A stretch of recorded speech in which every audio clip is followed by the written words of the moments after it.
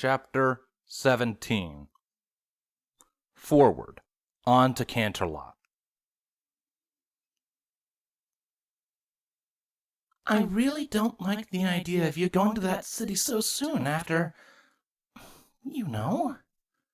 Panacea said to her husband, worry written on her face. Cardus gave his wife a sympathetic look, before moving to reassure her. Honey, I promise I will be fine. Princess Twilight knows Celestia and Luna. If any of us can sort this mess out, it's her. Perhaps, but what if when you first arrive? I doubt changelings are going to be throwing a party on arrival. From what the princess tells me, one might. Cardus mused, slightly grinning as he remembered some of the stories Princess Twilight had told him over the last few days. Well, that's why we're called changelings, honey. They won't see any changelings entering, only a dashingly handsome stallion and his less attractive friends. He stood straight and pulled a pose, unable to completely remove his grin. Panacea rolled her eyes before letting a grin slip. Well, that dashingly handsome stallion better come home safe with all of his limbs intact, or he's sleeping on the sofa. I better come home safe He was cut off as a black blur barreled into him, knocking him to the floor with the cutest bear hug possible. Daddy! The voice came out slightly muffled. His daughter's muzzle was crushed up against him. Hey, sweetie. Cardus swept Euvenis into his forehooves to give her an embrace of his own. She shifted so she could look at his face. Do you have to go? Well, one of us needs to make sure the princess doesn't do another all-nighter in a library somewhere. Cardus chuckled. Euvenis responded by giving him the biggest puppy eye she could. Cardus cringed at the big, glowing blue orbs, looking up at him in a begging manner. Luckily for Cardus, Panacea came to the rescue. Hey, sweetie, I'm sure your father will bring you back some of those equestrian donuts from Canterlot if you ask nicely. Euvenis' face lit up instantaneously. Oh, please, Dad, please. Oh, I'm sure I could manage. Cardus laughed, picking his daughter up in his green magical aura and depositing her on her mother's back, where she promptly curled up in between her wings. Now, I really have to go. There's a likely already at the carriage. Be safe, Panacea said one last time, giving her husband a loving nuzzle that he returned gladly. Cardus kissed his daughter on the forehead, picked up his sword, and placed it into its scabbard, placed his helmet upon his head, and after some final farewells, left through the front door of his home. Forward unto Canterlot, he muttered to himself.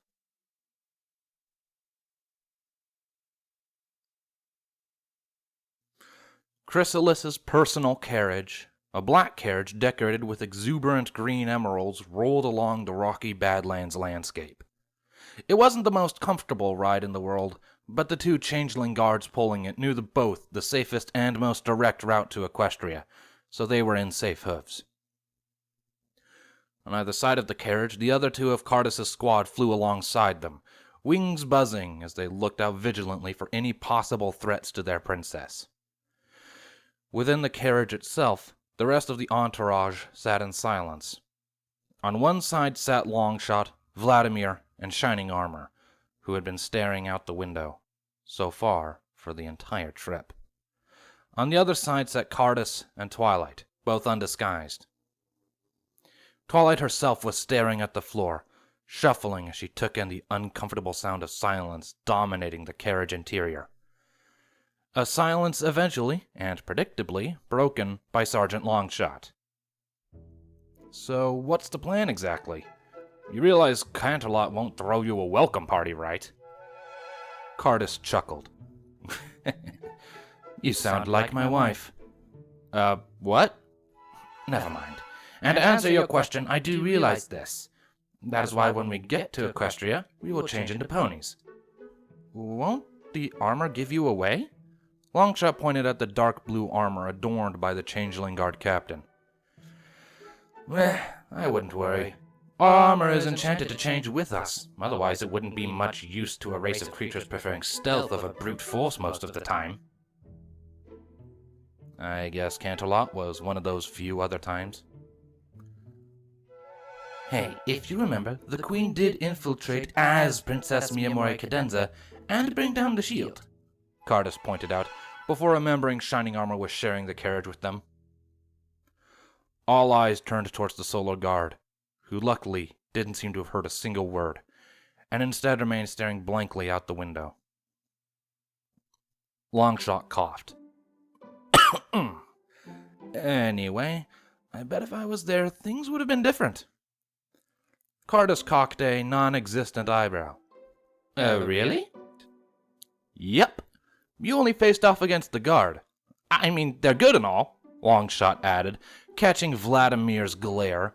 But you haven't faced off against the EUP. Huh. The changelings who captured you didn't seem too impressed. Captain Vlad had to save your flank before going down because you didn't properly incapacitate one of your combatants. And then Shining Armor had to surrender because you became a hostage. Longshot's eye twitched ever so slightly. Not one of my best moments. Cardus grinned in victory.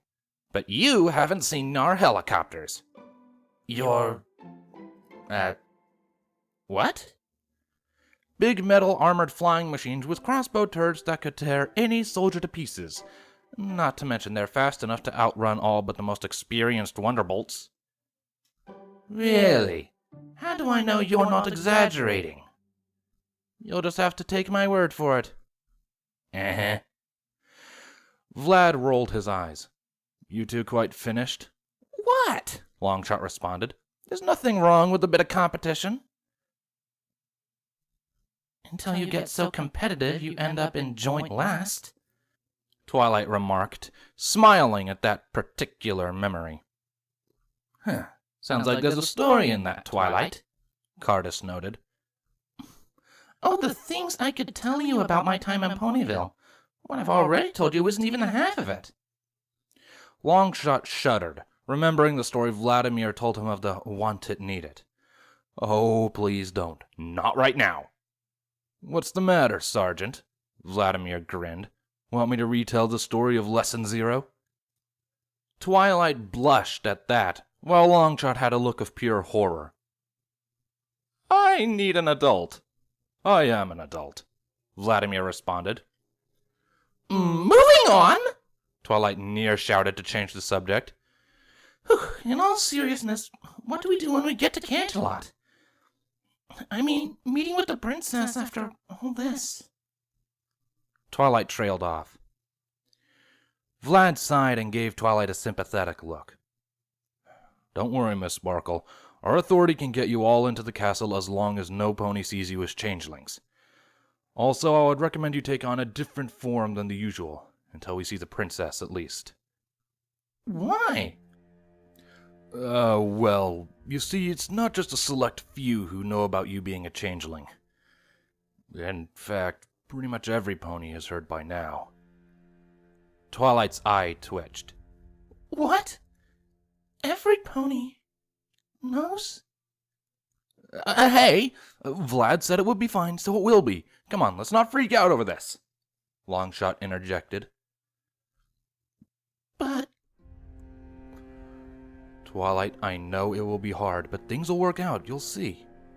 What could possibly go wrong? Anyway, as I was saying, once we get you into the castle, we'll report to Princess Celestia, and you will come with us. What happens then is really up to you. Vladimir finished. Much to the worry of all those present, their words did little to calm the changeling princess, who seemed to be on the verge of an all-out panic attack as she began to hyperventilate. Luckily for them, Twilight put a hoof to her chest and took some deep breaths, just like Cadence had taught her as a filly. During this, only Cardus noticed Shining finally looking up at Twilight, brotherly concern on his face. Only when Twilight did finally calm down did he return to his personal musings, looking out the window.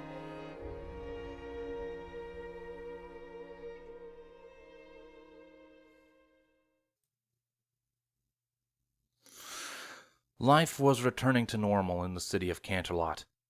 Ponies of all races and pastel colors went about their lives. Princess Celestia overlooked it all from one of the castle's many balconies, a sense of unease surrounding her regal aura. "Auntie?" A kind voice called from behind. Celestia looked behind her to see her niece and sister joining her at the balcony, standing by either side. "Sister, what bothers thou? Dialect." Luna gave Celestia a death glare at that little remark, only to receive an amused smirk in response. A smirk that quickly fell away as Celestia's eyes turned back towards Canterlot. "They should have been back by now." "Sister, the fate of Equestria no longer rests squarely on your shoulders. You need to stop worrying constantly." "How can I not?" Celestia countered. "My little ponies are in danger. Twilight is in danger. And now we have heard nothing from Shining Armor's team." "He'll be fine, Auntie," Cadence reassured. Yet Celestia didn't miss the worry she herself was trying to hide. "Shiny can watch out for himself." "Don't discount my own captain or the EUP sergeant with them," Luna added. "Give them a few more days. If we hear nothing, well, we'll cross that bridge when we come to it." From their vantage point, had the three alicorns been paying attention, they might have just spotted a black and green carriage entering the city limits.